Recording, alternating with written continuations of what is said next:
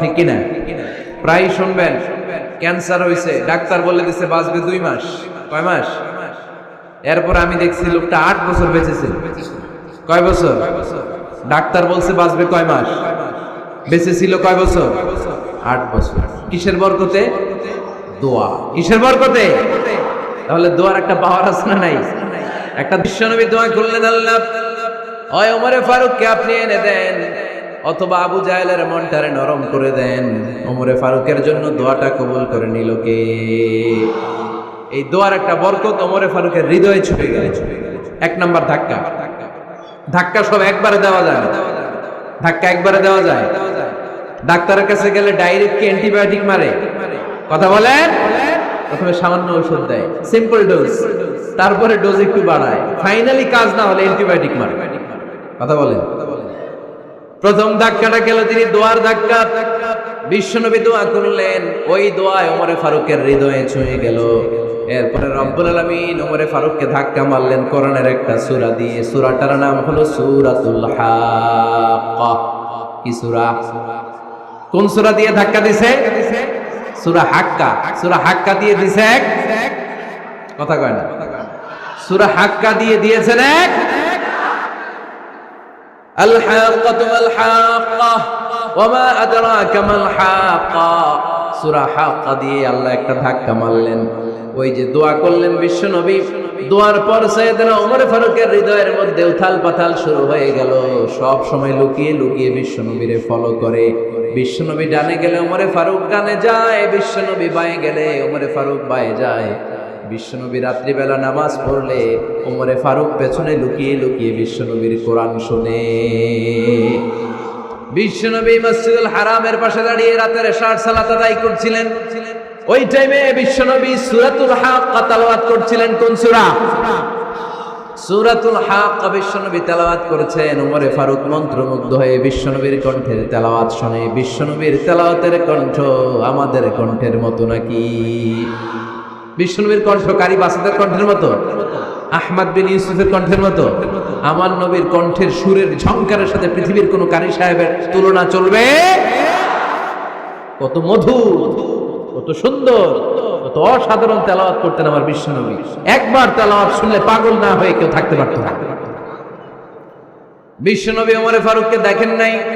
ওমরে ফারুক লুকিয়ে লুকিয়ে বিশ্বনবীরে ফলো করে। বিশ্বনবী এশার সালাতে সূরা হাক্কা তেলাওয়াত করতে আরম্ভ করলেন। তেলাওয়াত করতে করতে করতে করতে বিশ্বনবী সামনের দিকে যেতে লাগলেন। বিশ্বনবীর চমৎকার কণ্ঠের তেলাওয়াত শুনে ওমরে ফারুক মুগ্ধ হতে লাগলো। ওমরে ফারুক অবাক, কিরে এত সুন্দর শব্দের গাঁথনি, এত সুন্দর বাক্য, এত সুন্দর অন্তমিল, এত সুন্দর কথা, এটা কবিতার মতো লাগে। মনে হয় মুহাম্মদ কবি হয়ে গেছে। কি হয়ে গেছে? সবাই বলেন। মনে হয় মুহাম্মদ কবি হয়ে গেছে, কাব্য প্রতিভা দিয়ে নিজেই কবিতা বানাইছে। ওমরে ফারুক যখন মনে মনে ভাবলেন এগুলো মনে হয় মুহাম্মদ কবিতা পড়ে, মুহাম্মদ মনে হয় কবি হয়ে গিয়েছে। ইন দা মিন টাইম বিশ্বনবী তেলাওয়াত করছিলেন সূরা হাক্কা থেকে, ওয়ামা হুয়া বিকাউলি শাইরিন কলিলাম মা তুমিনুন। এই আয়াতের অর্থ হলো এটা কোনো কবির বানানো কবিতা নয়, তোমরা অল্প সংখ্যক লোকই এই কোরআনের উপরে ঈমান আনো। সুবহানাল্লাহ পড়ে। বিশ্বনবী ওমরে ফারুককে দেখছে নাকি? কথা কয় না। দেখেছে না? বিশ্বনবীর মতো তেলাওয়াত করে যাচ্ছে। ওমর ফারুক যখন মনে করলেন কিরে এই কথাগুলো এত সুন্দর, এটা মনে হয় কবিতা। ইন দ্য মিন টাইম বিশ্বনবী যে আয়াতটা তেলাওয়াত করছিলেন, কোইন্সিডেন্টলি দৈবাত মিলে গিয়েছে। ওই আয়াতের অর্থ ছিল এটা কোনো কবির বানানো কবিতা না, খুব অল্প সংখ্যকই তোমরা ঈমান আনো। এবার তো ওমর ফারুক আটকে ওঠেন। ঘটনা কি? আমি মনে মনে ভাবলাম মুহাম্মদ কবি, আর যেটা পড়তেছে এটা কবিতা, কিন্তু মুহাম্মদ আমার দেখেও নাই, কিন্তু বলতেছে এটা কবির বানানো কবিতা না। তাহলে মুহাম্মদ মনে হয় গণক হয়ে গেছে। কার মনে কি চলে না দেখেই বলতে পারে। নাউজুবিল্লাহ পড়বেন না? ওমর ফারুক এবার মনে মনে ভাবে মুহাম্মদ তাহলে কবি না, আগেরটা ভুল ধারণা আমি করেছি। মুহাম্মদ কবি নয়, মুহাম্মদ হলো গণক। আওয়াজ করে পড়েন না আউযু বিল্লাহ। মুহাম্মদ মানুষের মনে কি চলে গণনা করে সব টের পেয়ে যায়, সব বুঝতে পারে। বিশ্বনবী তখন যে আয়াতটা তেলাওয়াত করছিলেন সেটা হলো ওয়ালা বিকাউলি কাহিনিন قليلا ما تذكرون বিষ্ণুনবী তখন যে আয়াতটা তেলাওয়াত করছিলেন, এই আয়াতের অর্থ হলো এটা কোনো গণকের বানানো কথা নয়, খুব অল্প সংখ্যক লোকই তোমরা উপদেশ গ্রহণ করো। বিষ্ণুনবী ওমর ফারুককে দেখে, কথা কয় না, দেখে না, কিন্তু মিলে যাচ্ছে। ওই আয়াতের পরের আয়াতটা ছিল এটা গণকের বানানো কোনো গণনা নয়, খুব অল্প সংখ্যকই তোমরা ঈমান আনো। এবার তো ওমর ফারুক বেহুশ, হায় হায়। প্রথমে ভাবলাম কবিতা, সে পড়ে যাচ্ছে না, কবির বানানো কবিতা না। এরপর মনে মনে ভাবলাম মনে হয় গণক, সে বলে না এটা গণকের বানানো গণনা নয়। তাহলে এটা কি? এটা কি? কি এটা? কি পড়ে মুহাম্মদ, যার কণ্ঠের তেলাওয়াত শুনলে মানুষ পাগল হয়ে যায়। বিষ্ণুনবী তখন পড়তে আরম্ভ করলেন, তানজিলুম মির রাব্বিল আলামিন। এর মানে হলো এটা কবিতা না, এটা গণকের বানানো গণনা না, মানুষের বানানো কিচ্ছু না, এটা গোটা বিশ্বের রব আল্লাহ পাকের বাণী। সুবহানাল্লাহ পড়ে। এই 2 নাম্বার ডোজ করলো। প্রথম ডোজ পড়ছে দোয়ার ডোজ। প্রথম ডোজ কিসের? দোয়া। 2 নাম্বার সূরা হাক্কা দিয়ে আল্লাহ দিলেন এক ধাক্কা। এই সূরা হাক্কার ওই ঘটনার পর ওমর ফারুক তো পাগল, পাগল পড়া। কি ঘটে গেল আমার সাথে ওই দিন? আমি মনে মনে যা ভাবি সব মোহাম্মদ বুঝে। আল্লাহ 2 নাম্বার ডোজ দিলেন সূরা হাক্কা দিয়ে এক ধাক্কা। সুবহানাল্লাহ পড়েন। এরপরে ওমর ফারুক প্রায় বিশ্বনবীর কথা ভাবেন, বিশ্বনবী কোথায় যান, লুকিয়ে লুকিয়ে দেখেন। এবার রব্বুল আলামিন ভাবলেন এবার সূরা তাহা দিয়ে আমি 3 নাম্বার ডোজ দিয়ে দিব। পড়েন সুবহানাল্লাহ। এবার 3 নাম্বার ডোজ পাবেন। কিন্তু শয়তান ওয়াসওয়াসা দিচ্ছে, ওমর ফারুক যাও, মক্কায় ঘোষণা হয়েছে মুহাম্মদের কল্লা এনে দিতে পারলে এত এত স্বর্ণ মুদ্রা।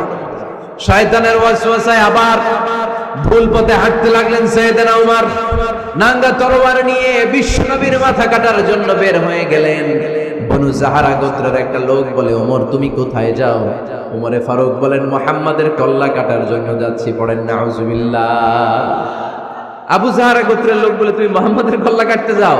আরে তোমার বোন ফাতিমা বিনতে খাত্তাব আর তোমার বোনের জামাই সাঈদ, এরা তো দুজন কালিমা পড়ে মুসলমান হয়ে গেছে। আরে মুহাম্মাদের কল্লা পরে কেটো, আগে ঘর সামলাও। যে ওমর, আগে ঘর সামলাও, পরে তুমি মুহাম্মাদের কল্লা কাটতে যাও। ওমরে ফারুক রেগে গেলেন, রাস্তা ঘুরিয়ে বাড়ির দিকে চলতে আরম্ভ করলেন। রাগে তিনি গড়গড় করছেন।